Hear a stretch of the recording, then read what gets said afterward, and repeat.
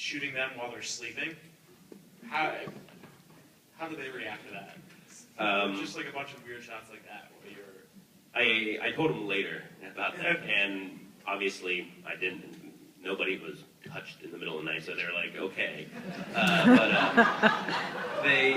They at that point, honestly, that was late in the tour, and at that point I kind of knew that there might be something interesting with me being on tour, because I think I felt like, since I knew that I wasn't getting anything, all my time was getting close. The tour was ending within a couple months anyways, but I knew there was not much of a story. I don't know. At least I didn't think, I didn't have any hook or angle, but I just thought, like, well, since I'm Matt's brother and I'm kind of close to these guys, and I thought the bus was so cool, and those little bunks that they're in on the bus, they look like coffins, and people look like they're dead sleeping in these bunks. And I said, I'm just going to film them sleeping because I think this is the coolest, weirdest, like, nightmare, like, scenario. And I also thought I was the only person that could ever get away with that, you know. And I think after I shot it and I looked at the footage, that was the first time I kind of thought, like, maybe this has to go in a movie, or just like anything. This is the weirdest thing that will creep people out. And it did. It creeped the band out a little bit. But that was honestly the first moment that I thought I might have something interesting coming from, like, a little brother. Question?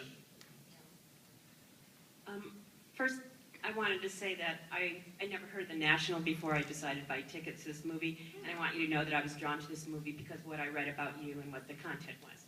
Oh, thank you very much. You're welcome, and it was wonderful. Oh, thank you. My question is, do you feel that your relationship with your brother changed as a result of the movie, and if so, how? Yeah, it certainly has. Towards the very, very end of the editing process, when he finally saw what I was trying to do, with Corinne, his wife, who was behind me a lot of the time, helping me edit, and then when we got Marshall Curry involved, and other editors, and Matt Hamachek, the supervising editor,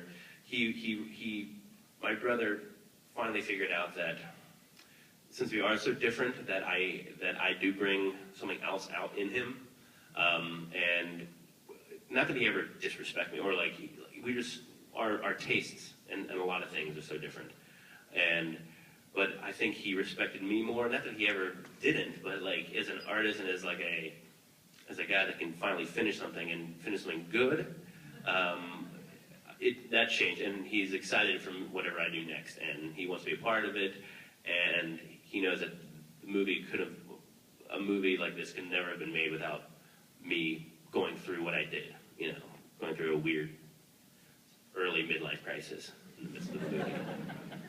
But, you know, we still fight all the time.